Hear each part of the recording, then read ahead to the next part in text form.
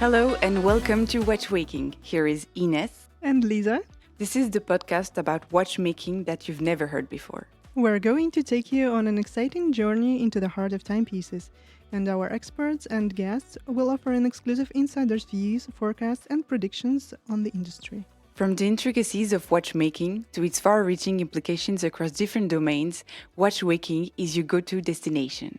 So enjoy and Viva watchmaking!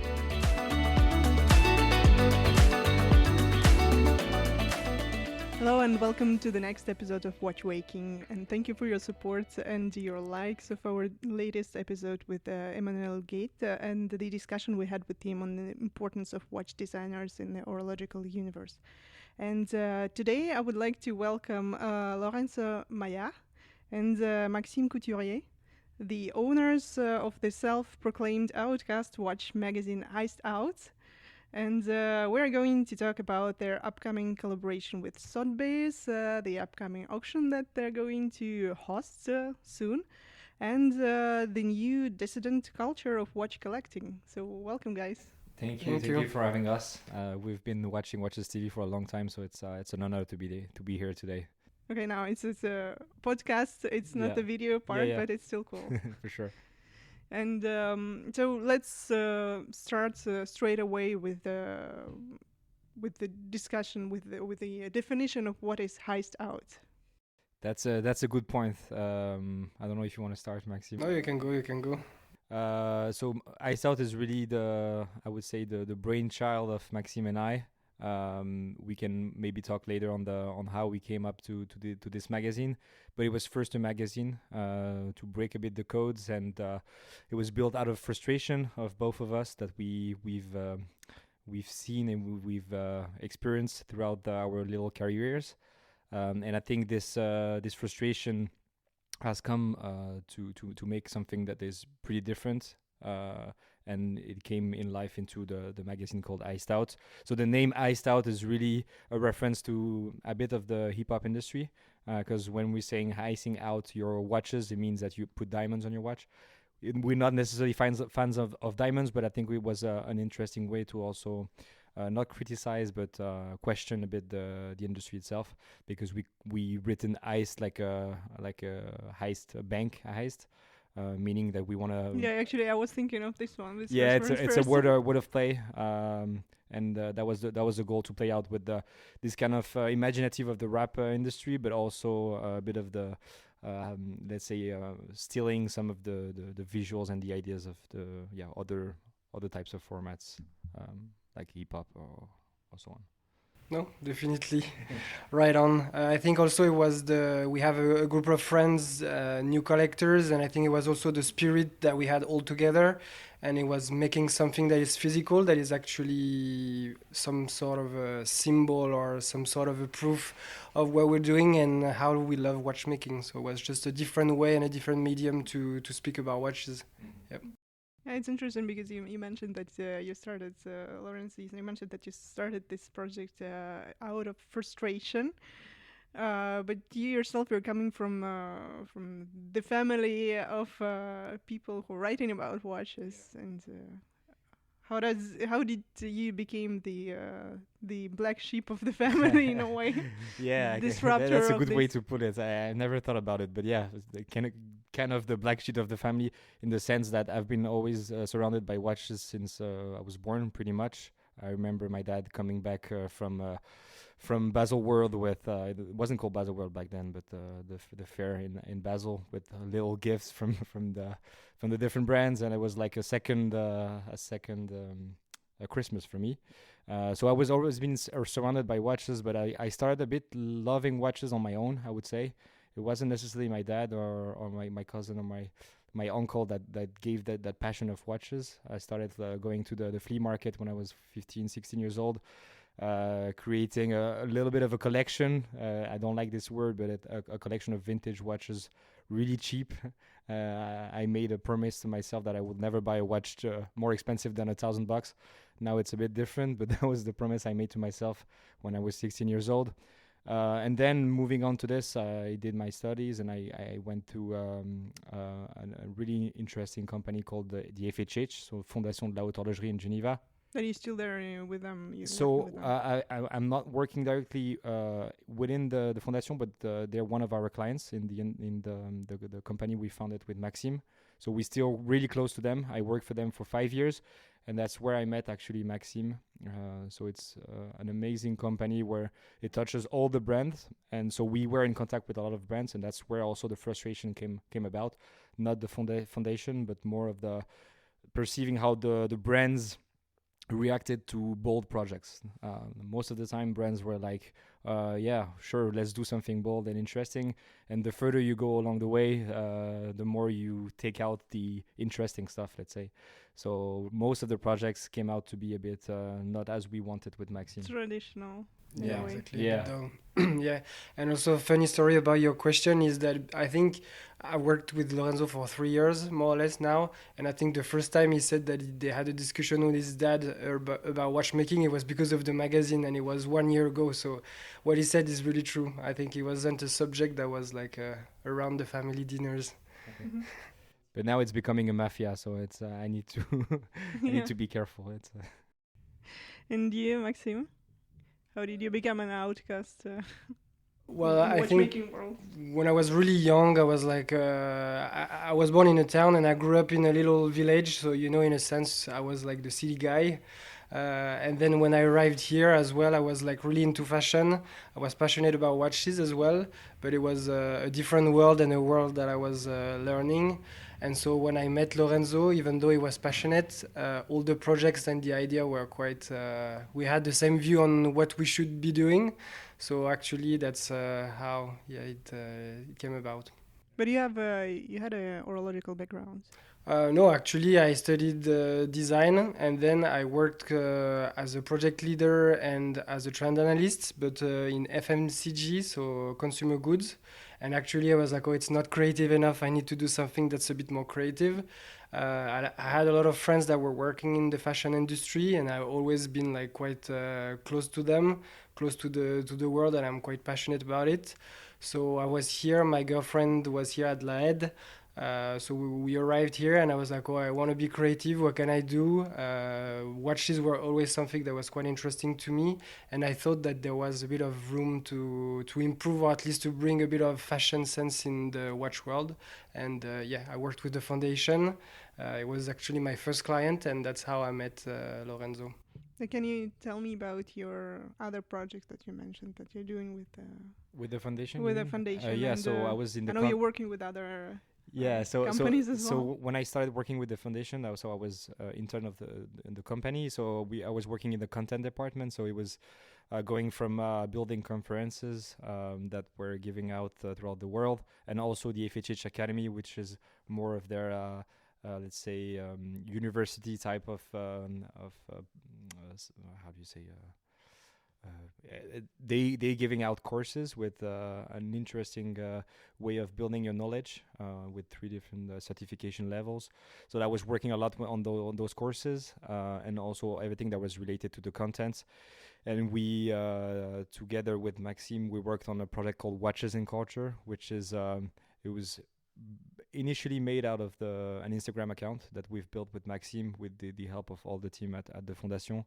And the idea was to reach out to younger generations, talking about watches a bit differently from the traditional medias. And I think we started building this community over now 3 years or 4 years? Yeah, 3 years and a half. 3 years and a half. And now we are not intern of the company because we've launched the magazine heist, and we also created our own agency, marketing agency. But we're still really close to the Fondation, and we're working with them, and we're still managing the Watches and Culture account. So the actual brief of Watches and Culture was to speak to a different audience of people that were already into watchmaking. So in a sense, outcasts. So I think the heist out was just the level on top of Watches and Culture, but that was the initial brief, and that's what we love to do as well, because we really like sure that passion can make you love almost anything. So even though people are not passionate about watches, as soon as you merge them and mix them with people that are into watchmaking, then they start to love watchmaking. And that's why we use a lot that for all our projects actually.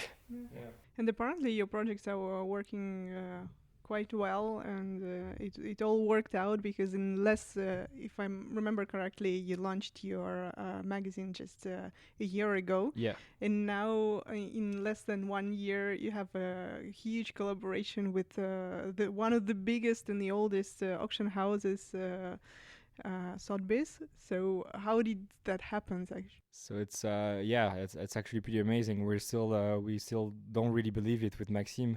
I think when we launched the magazine, of course, the idea was to do something that really resembles our vision of watchmaking, but also we believe that it could impact and create relationship with brands. That was the ultimate goal, but it came pretty fast just after the magazine.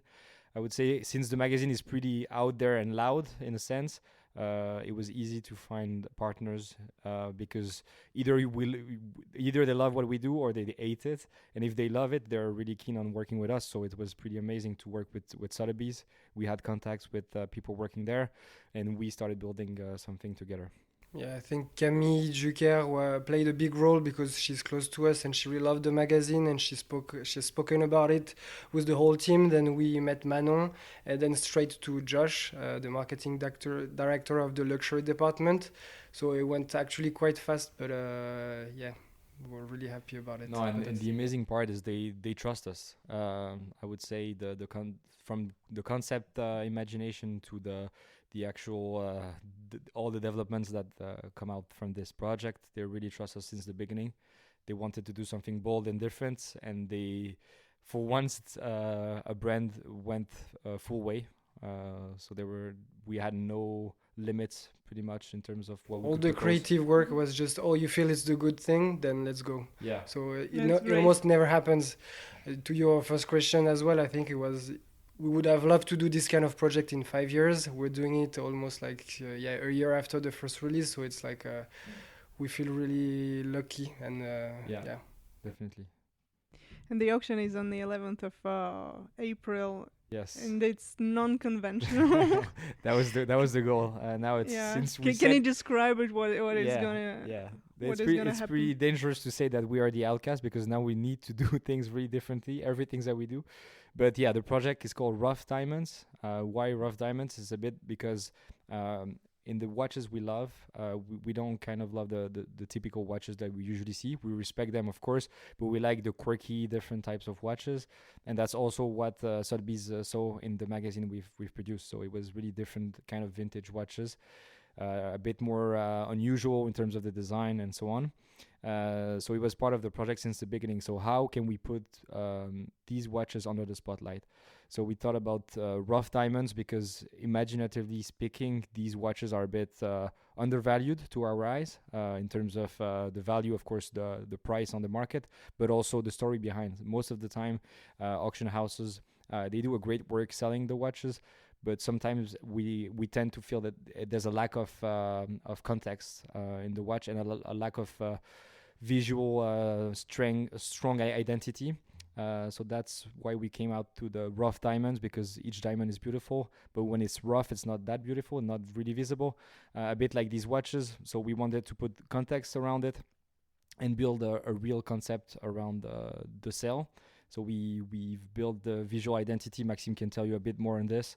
Regarding the rough diamonds, visual identity, maybe. Yeah, and maybe the catalog, the special catalog that you have. And also a funny thing is Nick Marino is the director of the content for Sotheby's, and he actually said, let's be crazy and let's actually sell watches during Watches and Wonders, which is a funny thing. And that's why the dates were picked as well.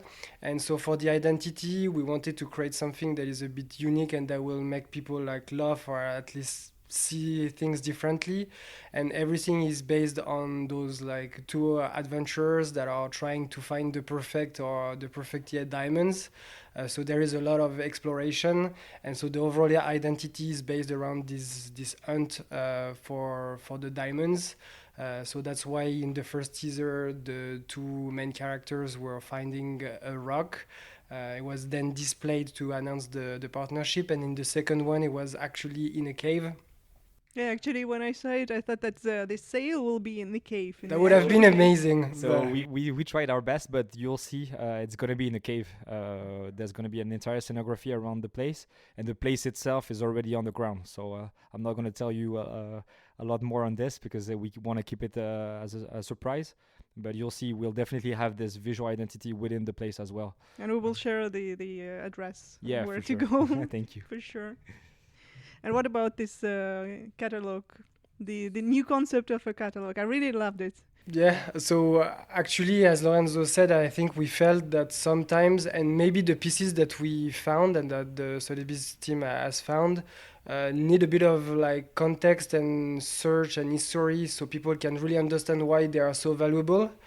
Because sometimes they may be undervalued on the market. So we actually did a lot of work on all the things that we could find on the 24 pieces that are in the sale. And then the idea was, okay, so now, because we're doing the opposite of what is being done with all the other auctions, what can we do? And so the trading cards came up. It was actually Lorenzo's idea, because we like to use references from our past and when we were young. And I think all adults still are, in a way, a child. And so we decided that, it would be probably the best way to speak about the 24 lots. It was quite challenging to produce them and so on. The Swiss made. Yeah, the Swiss made, not the packaging, but the cards are. And so the cards are a bit the things that people will exchange. We'll have more packs during the event, so please do come to visit. And then maybe on the website Lorenzo can tell you, but the cataloging is not only the trading cards. There are a lot more that has been put into the website. Yeah, again, the idea was to put context around each of the watch. We have 24 watches, so it's not a lot compared to a traditional auction. So we went... But there is a history behind it. Yeah, that's the thing. Number 24. Yeah, the 24 is more or less related to the 24 hours in a day. But it was also because we wanted to keep it impactful and short with a lot of context around each of the watches. So the catalog notes are a bit different if you go to the website. And also we've built visuals that are really reminiscent to the 1980s movies that we found. Again, like the logo and like the entire visual identity. And also we did mood boards referencing to maybe what the designer had in mind back then. So we did a lot of research to find interesting, quirky details about each of the lot. But did you contact any of the designers? For example, Yeah, we some did. of the pieces were created by the father of Emmanuel For Guet. sure. Yeah. You've mentioned Emmanuel Guet, who we're really close to him. He's an amazing guy, and we work with him. He gave us a lot of information on his work at AP and also the work of his father at Piaget, for example. So it was really important to connect with those people. And we did a lot of research as well on Europastar because they have their archive are pretty interesting, digitally speaking. We found details on all the designers that we could have found. And Emmanuel Guet helped us a lot. One of his watches, actually not his own watch, but one of his own design is in the sale. A really interesting AP with full diamond baguette and dial. So how did he react on the fact that? No, he's really into it. I mean, he's really close to us. He came to all the iced out parties, so I think he understands our spirit. Maybe he's kind of a way back to how the industry was before, a bit more creative and a bit more daring, let's say. So he's really close to the project as well. Yeah, it's very important, and it shows also that what you're doing is not only might be interested to the younger generation, but also for people who are actually older and wiser in a way. For sure. The idea is to have fun, but also to bring context. Otherwise, just having fun doesn't mean anything. So you'll see in the magazine is the same. I mean, it's cool to break the codes, but before breaking them, we need to understand where we come from, what's the value behind. To break rules, you need to learn the rules Exactly.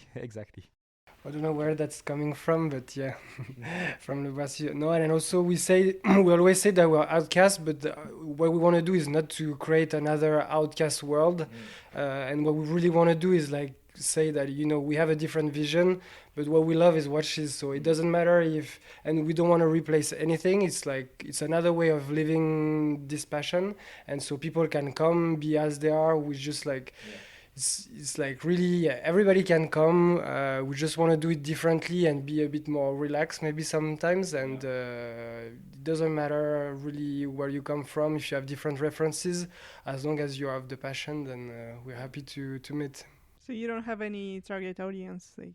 I mean, the idea is just to see that to prove that watchmaking can be fun, different. I think luxury has saved the industry after the quartz crisis, but it also added a bit of a tradition and a bit of exclusivity that sometimes is complicated for the younger generations. For sure, they feel a bit not connected to the brands.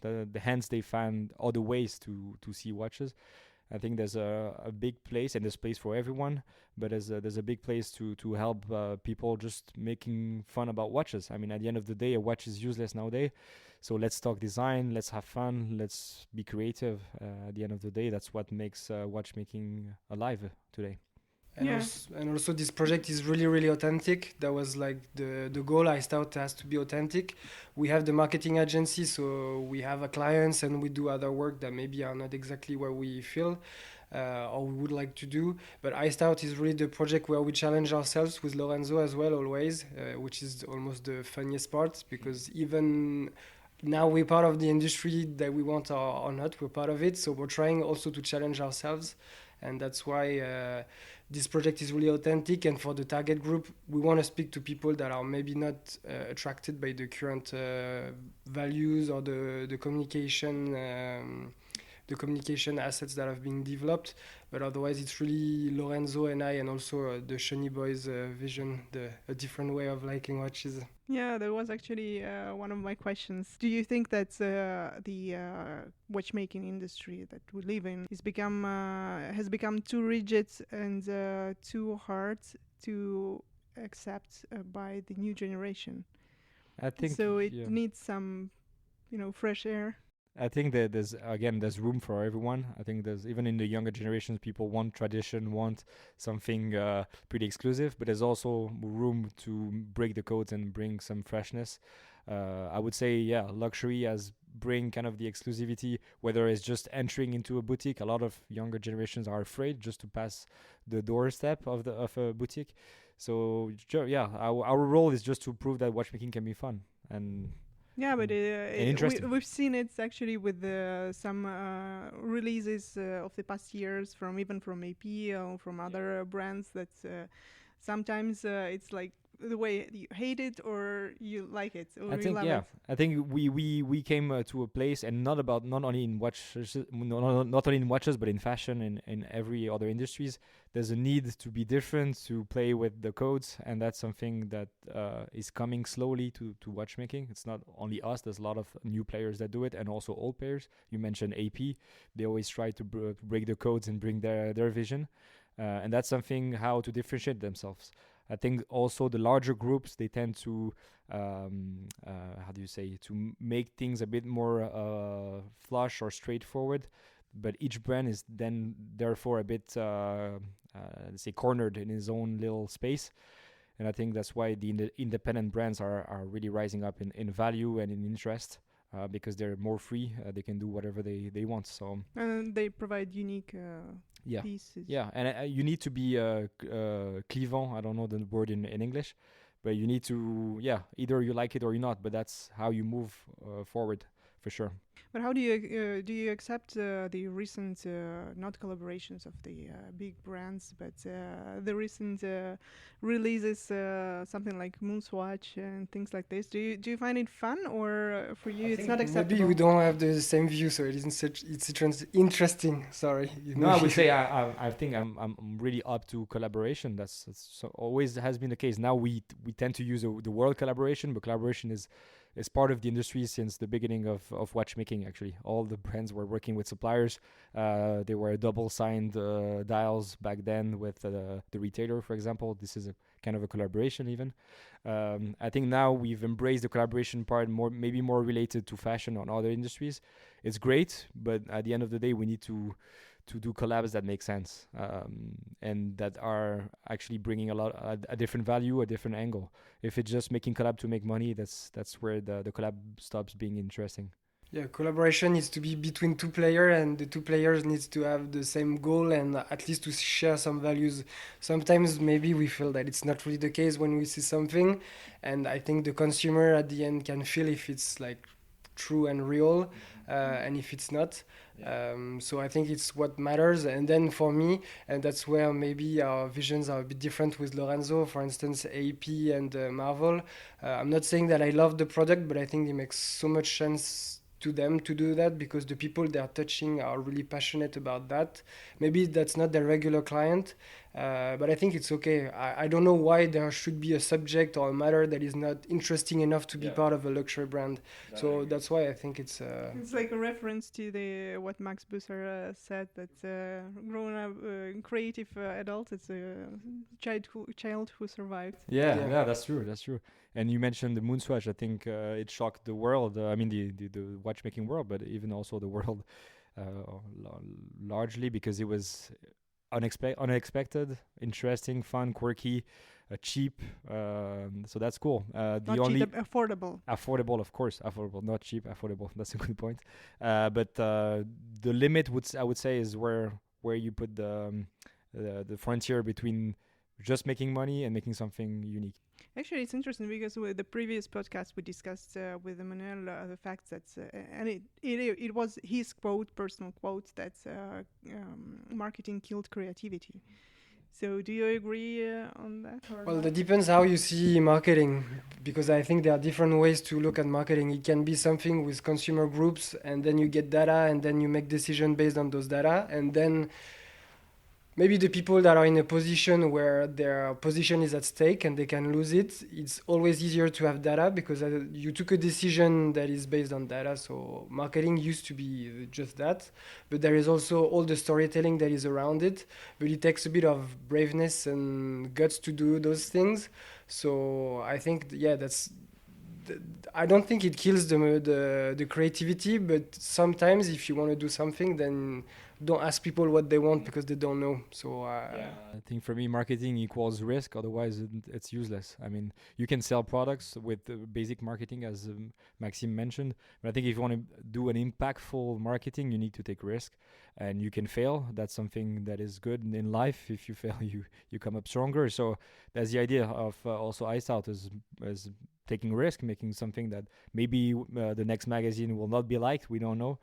And that's good. And if it is not like, we'll learn something from it. Definitely. And if 90% of people hate your work, but 10% are crazy about it and would do anything for it, then you have a community and you can still live.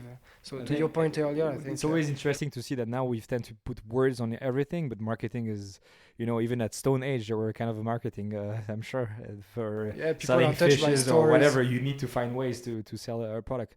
The only problem is when it gets too big and out of control without any creativity, and that's where we tend to see marketing that is not impactful and bad at the end.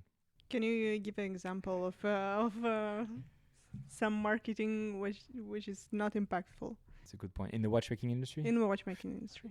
To your point about the Moonswatch, I think it's like the movies, you do, and the movie industry is the same, you like franchise. Yeah, you do movie, it works, and then you want to keep on using it because you know that at least it worked once. And I think it's when it's like, do we really need a 15th Indiana Jones 15? Yeah, exactly. So I think it's where the marketing sometimes can be a bit No, I agree. And again, the problem also with my vision of watchmaking is sometimes a lot of people within the brands, they don't really like the products. I mean, they're not passionate about it. And that was the first thing I was shocked about when I entered the industry. It was like within even big brands, smaller brands, a lot of people are not interested in the product, which is fine. I mean, they could sell like shampoo or bags or whatever. But I think you need to it's such an emotional product. You need to get close to it. You need to feel it. It doesn't mean you need all the reference numbers and so on. I mean, the more you put out the reference number, the less you know probably. But it's about loving the product for what it is. It could be cheap, it could be expensive, it could be rare, it could be mass product. But you need to understand the product first before having an impactful marketing campaign. And also, when you see big trends in the industry, such as like sustainability, I mean, this year we don't hear so much about it, but then at some point everybody was doing his sustainable bracelet and so on, and it's like Now GPG has a new category. There will be a prize for sustainable watches. But it shouldn't be a marketing like asset that you have that your product is sustainable. It should be sustainable, and then it shouldn't be used to sell. You know, it's like and watches in sustainability. Yeah, there's some part of greenwashing in this, but then the whole idea of sustainability is really good. But Of it shouldn't course, be the only reason why you're buying the product. And sometimes in certain products, you could have felt that it was marketed as it's a sustainable product, which is like not enough, I think. Yeah. But it's interesting because you represent kind of the voice of the generation, and you're talking about this rigidity in the marketing of some brands. What would have changed in their marketing, in a way, or in the marketing in general that you see nowadays? And do you need that? Do you think that it needs a change? Marketing in watchmaking industry? The concept of marketing, yeah. If we're talking, for example, if we take the big brands, and of course they have like huge history, and it works, and it's been working before. But do you think they need to change this storytelling? That's a good point. I think also, again, something that was really frustrating for me as a lover of watches and vintage watches and the historical part of watchmaking is seeing how bad they translate their history. Sometimes the brands, they tend to just find a name somewhere on a register to put a year under the name, so 18 or 1754, whatever, just to prove a point. And I think I would prefer watch a brand that doesn't know where it comes from, but nowadays they have a product that makes sense, that they love, that they believe in, even though it can be ugly to our eyes. That's not important to judge with our own eyes, but it's if they have a market and they understand it. We can think of Richard Mille, of course, or other brands that are really love or hate. Even Hublot, Hublot sometimes It's quite controversial, but at the same time they made something pretty amazing in industry. So yeah, it's always a question on where do you where do you stand in the middle of this.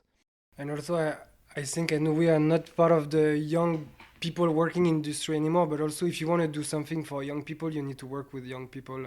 At the end of the day, you cannot, people that have like 20 years old, I'm 33, maybe I think what they like, but I don't know. So you have to be with them, to trust them, and also, I don't know, but in a way, the smaller group of people are working on a project, the more the essence is kept. So I would say right now in big groups and big brands, there are probably too many people that are involved, too many layers. So if you want to do something meaningful to the young people, you work with them.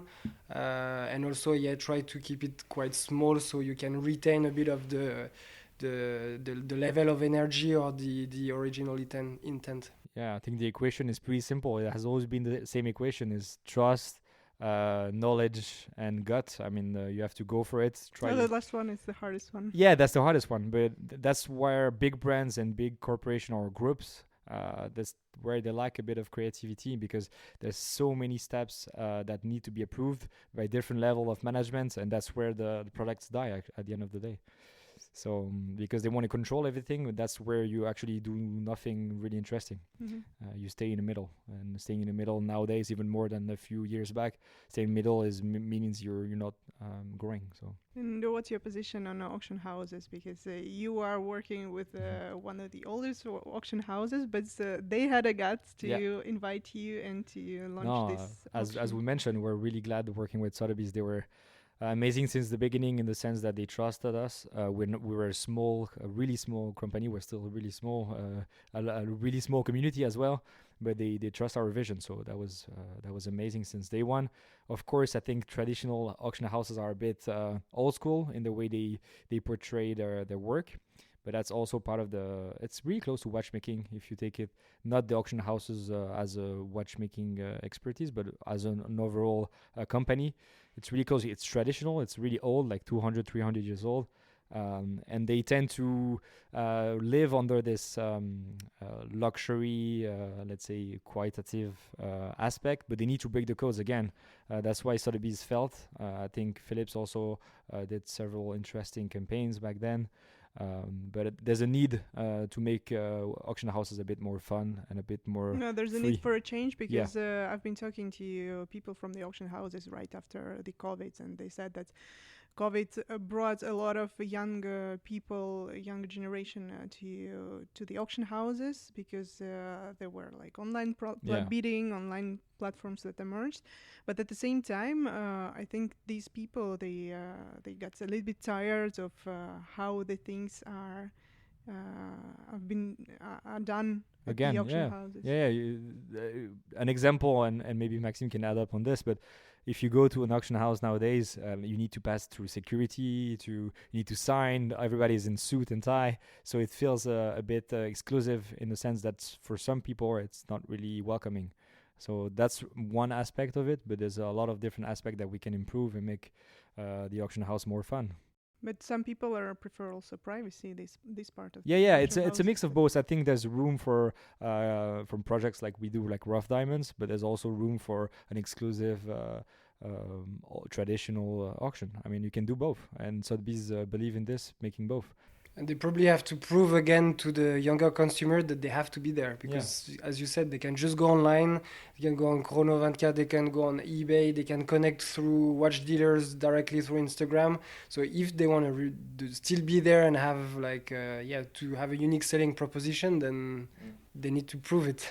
So I think that's quite interesting. And if you look at what Sotheby is doing the past year, they've done so many new things like regarding arts, sports. They've sold Lewis Hamilton's new car, sneakers. They're trying to enter the market as well. So they're Pokemon cards as well. Yeah, Pokemon cards. So they're really, you can feel that they know they have to do something, and the project that we have with them is just like the next step. Probably someone higher up said, "Oh, we need to do something different," and the occasion to work with us was just the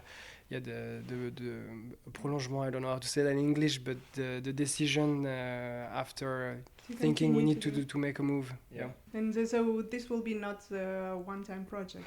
We hope so. That we will see. We'll see how it goes and see where the intent was really to make it more global, maybe, but obviously it depends what's going to happen on April. Traveling auction. Maybe we'll see. We'll see. It depends on how the auction is received. I mean, today on Instagram and on social media it worked a lot, the communication part, but now we need to sell the watches. So yeah, exactly. Now it's just like I think communication-wise it works well, but now at the end of the day it's a business. So let's see if it brings business and if it makes sense for them to do such short auction as well, because 24 watches compared to 500, 600 they'll have in May is like nothing. So let's see. Yeah. Fingers crossed. But I think it's the right timing in terms of the watch selection as well. We've seen not only in our community but in the industry overall there's a need to find watches that are a bit different because as you know at auction but in the industry as well, a lot of products are really similar in design and in propositions or even in complications. So there's a need, whether it's really funky independents that are throwing interesting watches out there or vintage watches that are a bit unusual. There's a need for this. So the timing is pretty amazing for us. It's the right timing. We would have done it a year before. It would have been less impactful probably. And maybe next year we'll be the second or the third one to do it. So. Or maybe it's going to be something different next year. Yeah, I think it's what because Lorenzo has been into watches for a longer period than me, and he always says, everybody wants to buy something, and then I want to find something else. So maybe it will not be jewelry watches, or I don't know how we can qualify the watches that we have right there, but there will be something else that we'll be interested about. And because we have this kind of an outcast mindset, we'll try to find things that people don't really like at this period of time, just to be a bit different and to dig into a part that has been maybe a bit forgotten. So I think, maybe the watches will be very different in 10 years, but we'll still... Are you more into vintage watches or... I have been always... I've never... non-conventional. I've never bought a modern watches, I think. So I'm really into vintage since day one. Could be a 15 Swiss franc watch or a more exclusive one. It depends, but vintage is where my heart's beat. Not only in watches, but in cars, in fashion, in design. I'm an old guy in a young skin. I'm not that young either, so old skin as well. I think I can buy new stuff. I haven't bought a brand new watch, I think, but I mean, the price point and what you can find in vintage and having something, because sometimes people forget, and because we speak a lot to people that are not really into watches, sometimes when you speak about the brands and the number of watches they produce a year, you don't really realize how many people have the same watch than you do. And like vintage, you tap it into something that is even like crazier. You can have something that maybe, I don't know, 10 people have on Earth, or maybe just one. So it's like, for me, it's something. I don't want to go somewhere and have the same watch of the guy sitting next to me. So vintage for me is just like, and the price point The as way well. will be different. Yeah. But also is having something that has been done in another that you couldn't do like the same. You know, all the brands that try to relaunch products, sometimes they're good, sometimes they're bad. But I think you will never get the spirit of buying a vintage watch. Actually, this is interesting because I was going to ask you about your vision on the designs of 70s and 80s and the recent relaunch of pretty much the same watches from this era, based on the designs of this era. How I think do you feel it's about a it? really tricky product to do, because you need to understand where you come from as a product. I mean, for example, if you go through a watch that was made in the 70s, you need to understand these codes. But I think just making a reissue without any modern features or modern vision, it doesn't bring a lot of value to my eyes, because I would buy the same vintage watch. You'll have an original one with the original design and so on, built back then, cheaper as well. So I think the challenge for the brands is to find the middle spot between understanding the vintage codes, but putting it into the modern world. And also knowing to who you speak to, because are you speaking to vintage collectors? Probably not, because they already have the vintage one, or they're really passionate about vintage. So, But in the meantime, if you have people that are not so into watches yet, last year with the FHH, we invited a group of creatives, let's say. It's people that we don't really like to work with influencers per se, so we work rather with people that are inspiring influencers, probably. So people that are in the creative industry and have some kind of a community, but not really like a big following. And the 222 last year, people are just, okay, that's the watch that I want from the fair. If you look at the Piaget Polo and you don't really know what was the Piaget Polo before, I think people love those products right now. So there is a love for those Because designs. there's a storytelling now. Yeah, also. And I think we see the evolution. I mean, a few years ago, the storytelling about a reissue, most of the time it was a bit, it was not really perfect, or they were lying a bit sometimes. But if you see the relaunch of the Polo 79, they've done their homework. For example, the Piaget really went through their archives. They found amazing stuff. They worked with Alain Bourgeot at the patrimony of their brand. And they did something that, at least communication-wise and product-wise is really close to what it was, and understanding the codes of the past, What is the rare watch for you? Ooh. In What what will be sense? the rare watch? The one that we would like to buy for Yeah, ourselves? rare watch, maybe. That's the question I never. I know it's I gonna can be- never find an answer to. Tomorrow I'll have a different watch than today in my mind. So I think the rare is not that important, is what it relates to at the moment you buy it. So if you find a vintage Seiko for $40, that's amazing. If it relates to what you are at that period of time where you bought it and so on. And if you want a Grail watch, I don't know. I had a King Midas back then that I loved from Rolex. I sold it, which was probably a mistake. But this is an amazing watch. But our work tends to show us a lot of different watches, and our friends that are watch dealers tend to show us a lot of different watches. So I don't have a specific one in mind. It's same for me. It's tough to say which one I'd like, but probably the first one I bought will have like a special place in my heart forever. If I would lose it, or if anything would happen to it, I bought an oyster quartz from Rolex from 1989, and that would be the one that would be like the toughest to lose in a way, and I could never buy it again because it was my first one. It was really my first step into watchmaking. And otherwise, there are a few watches that I want to buy, but there are so many actually. So it's tough to pick only one. But how did you choose watches to present to the auction? For the auction, what were your criteria? So we had different criteria, but the idea was to have something quirky or unusual in terms of design, for sure. So Some of them have a whimsical design, right? yeah, that's Like a cobra. the Cobra, for example. It's an amazing piece from AP. You can, for example, the Vacheron Constantin Aton, so not really known on the market, but really interesting watch. You need to see that watch, like Yeah, it's so in your blinks. It's an amazing piece, Yeah. frankly. So, or the AP car, it's a watch made for a kid from a Sultan of Brunei, an amazing watch, full emerald, paved in emerald and diamonds. I think, the criteria were having something unusual.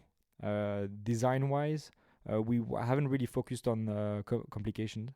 This is not something that we were focusing on. It could be quartz as well. Quartz is not a problem for us. And it was really a collaboration between Sotheby and us. Like every week we would have a call, and the watch needed to spark something on both sides. I think it's also what made it work, and the small group was making it possible. Like, I don't know, 5 people were really saying, oh, I like that watch, or I don't. So I think it was also, if that sparks something on their end and on our, then probably it's worth being part of the 24. And the spectrum is pretty large. We have watches from the 50s and others that are pretty modern. It's, of course, pretty much vintage watches, but it's also something that speaks to us visually and the Sotheby's team. Are there any particular watch that you like personally? Frankly, I like stuff that are a bit bling sometimes, but the Aton is even like too much. But it's like it's amazing to have it on your wrist. You should definitely come and have a look. It's like I think it's my favorite one. That's one that I discovered as well. So I think that's why it has a special place. I really like that one. For me, it would be probably the Audemars Piguet car, the little car watch, because it's so. It doesn't make any sense at the end of the day, but it tells a lot. It's funny. Yeah, it's funny. It tells an amazing story that is kind of unimaginable. Having a kid with a watch that is maybe back then it was probably 80 or $100,000. So pretty amazing watch and quirky. Yeah, you can wear it as a necklace, also as a little brooch, and on your wrist. So and like cool. the Patek from Gilbert Albert, the Parure. It's just like a piece. We felt privileged to touch it. This is one of a kind. We'll probably never see it again. There is the full set with the ring, with the necklace, and with the watch. It's like it's almost like too precious to touch it. So it's like it's almost, you can't say that you want to have it because you'll never have it. Yeah, I also love the Chopard, the bangle made by Schlecken Plana. An amazing watch made by an amazing jeweler, Spanish jeweler from the 70s. And also, it's like picking one of your child. At the end of the day, we spent the 4 last months working on those watch, like every single of them. So it's like also we kind of all love them. Yeah. And you mentioned that storytelling is essential at the moment. What do you think, what kind of a relationship watch industry should have with the customers at the moment? That's a good point. I think if they remain true to their own story and to Lorenzo's point, they need to understand where they were coming from, and then what does it mean nowadays to be that. I'm just thinking about, Louis Vuitton is about traveling. So what does it mean to travel in 2024? So I think that needs to be really linked to the core value of the brand, and then the new means of communication. It can be, I don't know if it's an artist, maybe it's on TikTok, it can be so many things, but it needs to remain true to the core values, and then the way of communicating on it has to be contemporary. But I would say, go back to your roots and understand what those roots mean nowadays. Yeah, it's a bit the formula we tend to have with Iced Out, is knowing where we come from, but once you know the story behind, you break it, and you try to find creativity in it. Sometimes surprise people as well. We surprise. all love to be surprised. Yeah. So it's like cataloging, but in a good way. The idea is not to be, for example, if you read our first issue, it's not about criticizing the industry. It's more proposing solutions and something different and unique, visually speaking, or even editorially speaking. It's not about shaming a brand or telling one brand is doing a bad thing or another is doing a good thing. It's just we can do things differently, so let's try to do it. It's a way of experimenting. Yeah. Iced Out is really an experiment. It's our experimental tool. So sometimes it will work, sometimes it won't. I'm eager to see when it won't, because it's going to be even more interesting.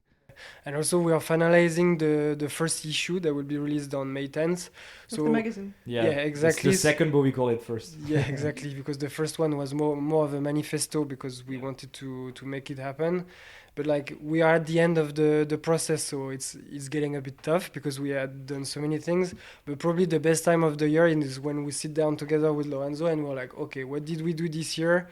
Then what we would never do, and then we go that way, and it's like that's iced out. That's the most exciting stuff. It's like, let's do something that's challenging the way we thought for an entire year. What is your biggest disappointment in the industry? I think seeing people not loving what they do at the end of the day, that's what makes it a disappointment, to see that it's such an emotional industry and the products are so emotional, and seeing people that don't really care. As I mentioned, they could sell shampoo or jewelry or bag or whatever.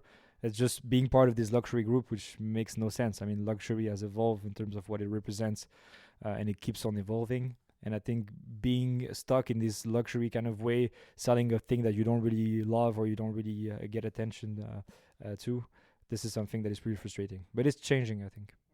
I'd say it's acceptance. I don't know that's probably not a word in English, but it's like so many times, because I wasn't wearing the stuff that people would usually see. Entering in a watch shop is like the worst thing ever. You're between those two windows. They look at you from your feet top up.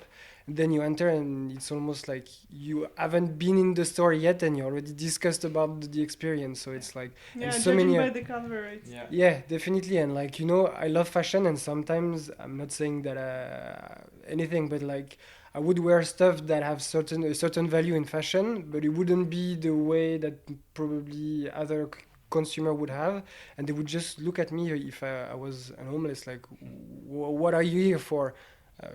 I don't know, just want to see the watch. And then as soon as you start to speak about, you show that you know a little bit, then they take you seriously. But at first it's just like, oh, we don't need you almost. So it's that's also part of the gender problem as well, because girls are not somehow and sometimes they're not accepted in this community. Absolutely, that's something that is changing, I think, but there's a lot of work to do still. That's what in the next issue that's going to be out on May 10th. We have an editorial dedicated to women, but it would have been the bad thing to do it ourselves. So we gave carte blanche, as we say, to someone that we're really close to, Scarlett Baker, and she did something that is really exactly unique. As per the marketing team. And how do you do brave things? You just work with the people you want to talk to. Otherwise, it's just like I could, I don't know, imagine a story that's compelling to me for a woman, for instance, or for someone that has very different taste.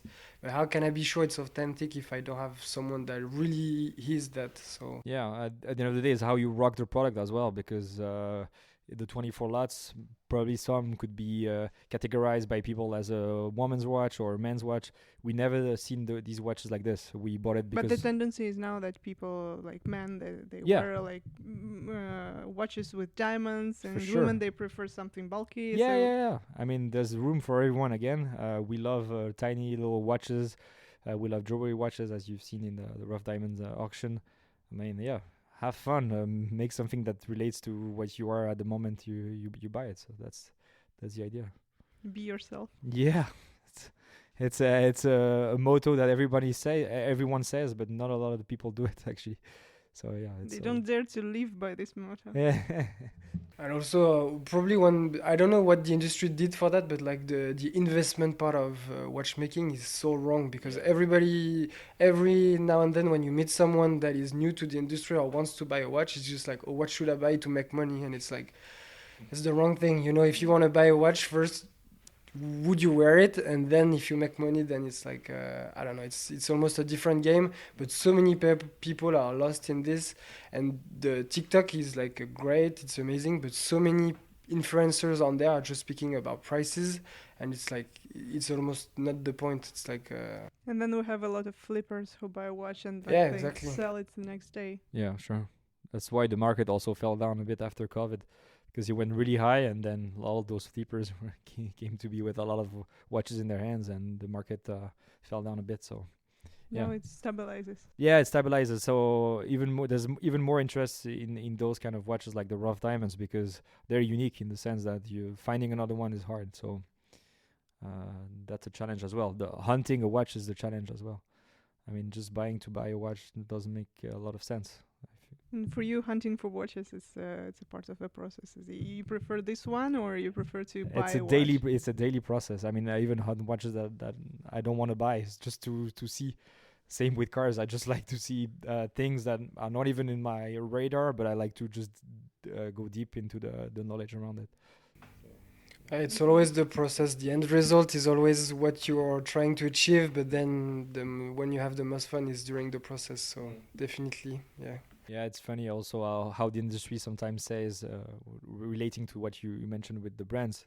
A lot of brands are mentioning, oh, we are all about humans and so on. We never see the real humans behind the watches. At the end of the day, it's always the CEO or the press, people from the press. And I think this is also something that we want to do with Iced Out, is coming back to the roots. What is watchmaking? What is the Swiss values of watchmaking? How we can understand it, the people behind, even the people that are cleaning the CNC machine or whatever. Those there are people, a lot of professions. Yeah, a lot of professional, a lot of amazing, humble people, and we tend to see only the top management that are not the most humble people, I would say. So interesting to also go back to the roots, and that's also part of the next magazine. Do you feel struggle to get to the roots, or? No, it's actually pretty easy if you're interested. It's like everything. If you're interested, you just need to. No, I mean the brands, they don't allow you or to go to certain places. Yeah. A lot of brands are control freak in the sense that they don't want to put people that are not media trained or things like that. So I think brands are understanding the value of being authentic. So the more and more brands are letting people talk, I would say, but there's still a lot of control. And the message need to be perfectly written and so on. So, yeah, and also sometimes the brands we work with and we all know have been in so many directions that sometimes you wonder what is the real route. And so then if you start on the wrong path and the wrong route, then it's not touching anyone. So it's tough, and also understanding your route is cool, but making contemporary as well, it can be tough, like thinking about the example with Louis Vuitton. It's like, it's easy to say, how do we travel nowadays, what does it mean?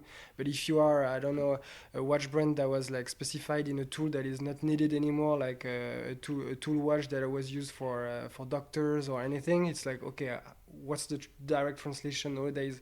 It can be tough, so it's normal, it's the struggle. And also you need to fail to succeed. So it's like we will fail so many times. We'll probably have fun while doing it, and we'll try not to do the same thing again. Yeah. So what are your predictions for the trends of 2024? That's a good one also. I think, design watches for sure are getting up in value. The brands are understanding this. The public is really willing to get design pieces or things that are a bit different and unusual. And I also think jewelry watches are coming back, stone dials, of course.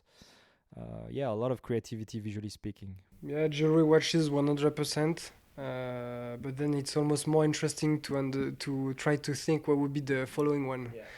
I think that's why we try to do as well always, and that's why the group of people that we have together with what we call the Shiny Boys is like so important. It's like every one of us have a different liking or exactly, and so we want to find something that the other don't know, or at least bring our attention to a product, and everybody else is like, oh, this product, I don't really liked it before, but now that you have it, I don't know, there is maybe something. So it's always trying to find the next thing. So, but jewelry watches, if you look at what Piaget is doing, even Rihanna with the choker and everything, it's like everywhere. So the jewelry watches will be probably big in 2024. Yeah. What is one thing you wish people knew about the watch industry? If I want to be pessimistic, I would say the lack of passion sometimes. Again, to come back to this, and if I want to be optimistic, it's the only tool that doesn't make any sense. At the end of the day,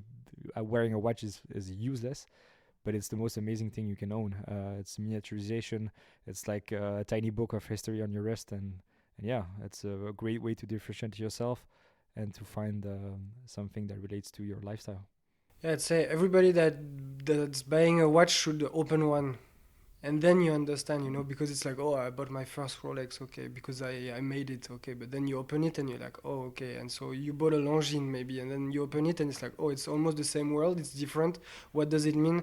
It's rather like, yeah, those pieces, that's like engineering, and it was like invented so far ago. So I would say, yeah, we should all open a watch. When I was outside of the industry, really, I was like, I think the first thing that every brand should do is like, oh, you bought a watch, no? So let's sit down here. You just open it. You don't even have to dismantle it, but you're like, look.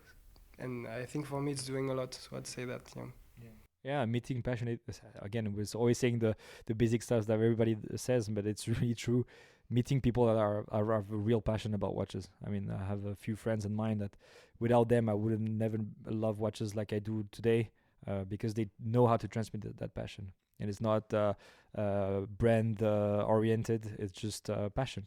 And again, don't think of prices. Prices shouldn't be in your mind. I mean, yeah, of course, if depending on your budget, but you can have fun with a 10 francs Don't watch. think about reselling it. Yeah, maybe, don't think right? about reselling it. But even today I buy watches that are 10 francs sometimes on Ricardo or at flea market. So yeah, have fun. Just don't follow all the rules and have fun and make a lot of mistakes. And we have questions to ask every our guest, so I will be asking you as well. First is, what are for you the 3 most important aspects or features of a watch? I'd start with the design first. Then it's a tough one because, the design would be the first thing. It needs to touch me in a way. Then it has to be practical, 100%. It has to fit nicely on the wrist. And then it has to have something that's related to myself. Like, for instance, I bought my first watch because for me the oyster quartz was some sort of an outcast, and that's how I felt compared to the industry. So I'd say it needs to tell a story that's reliant to yourself in a way that when you speak about it, then you have a little spark and a little story to tell to people. Yeah, I would have said the same regarding the story.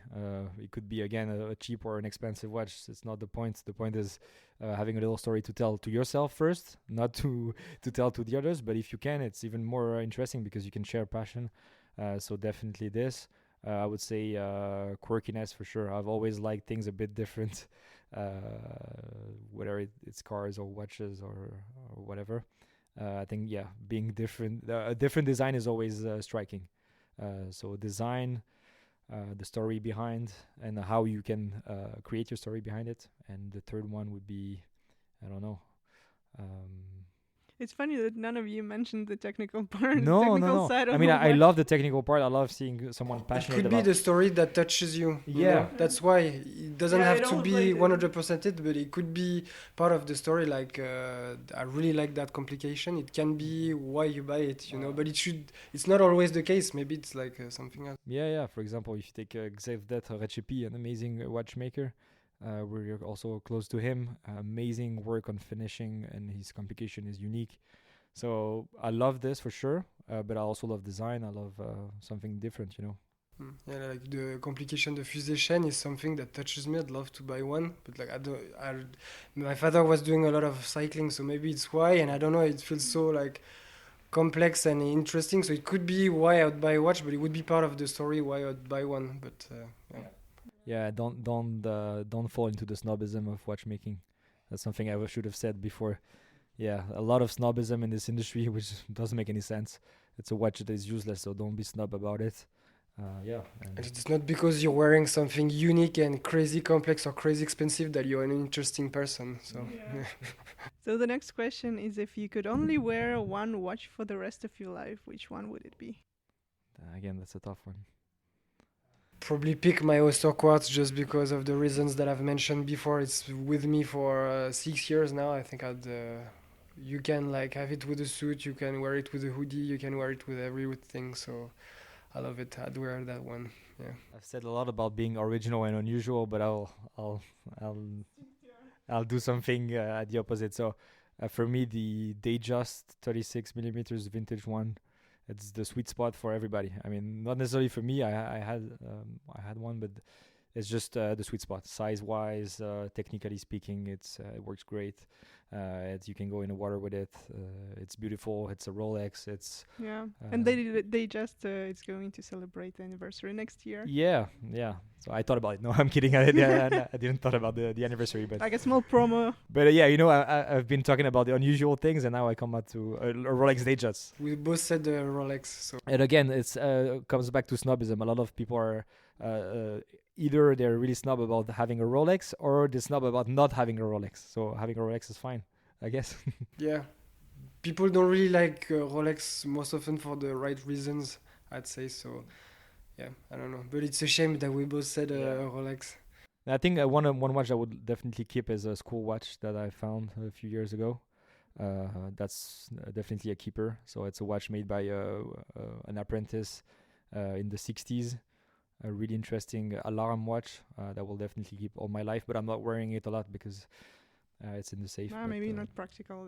Yeah, it's not that as practical as Rolex. I'd say I go for the Elegant from FP Journe. I really like it as well. It's like the perfect combination between like technology and like vintage roots, and I don't know, the design works perfectly on a gray bracelet. If someone is hearing me, you can send one my way. I'll wear it every day. Do you have an anniversary coming up? Maybe. Yeah, and wear quartz at the end. Stop being. There's a lot of snobism again with quartz watches. I mean, quartz watches are fine. I mean, you can have a lot of design, a lot of. They're a pain to repair, though. That's pain to repair sometimes. Yeah. That's the only thing. But yeah. It's for the fun. Yeah. And if you can meet and have a dinner with one person, dead or alive, from the watchmaking realm, who will it be? I know. Because it's simple, but at the same time it's pretty strange because I never knew my grandfather who was working who was part of Europastar back then. A lot of great stories to tell. He helped also AP to launch the Royal Oak back then. So someone that I've never talked to, I would love to spend an evening drinking absinthe or whatever with him, and knowing all the little details about how he made my father. I don't know. It's a tough question. Of course, I'd love to speak with Gerald Genta, but he's such like a renowned person, and I think that we heard. It's like wearing a Rolex. Yeah, exactly. But it's like also we speak a lot about him, but we tend to forget all the others, and also because brands hide them. So I'd probably speak to all the forgotten designer, or I don't know. Yeah, it's a tough one. I don't know. It's so tough to pick. Okay, so thank you guys for coming, and thanks for having us. Thanks for having us. Yeah. Thank you for sharing your insights. I think they're super valuable for the industry. And don't listen to all we said, because there's probably some wrong things. And let's meet around a beer or anything during the event or during our coming events, because we'd love to discuss and to debate about anything that we said or that we haven't said. Yeah. You all are welcome to visit the Rough Diamond sale on the 11th of April. Yeah, and be there on the 9th. There's a nice out party on the 9th. So. And wear your watches. Don't leave them in safe. That sucks. Okay, so we have all the important dates. And thank you guys. And just a quick reminder that you can leave your comments or your ideas on the podcast or the guests that we should invite on all social media, even on YouTube. Prove us wrong, please.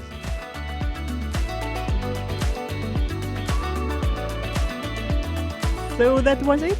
Thank you for being with us. See you soon, and Viva Watchmaking!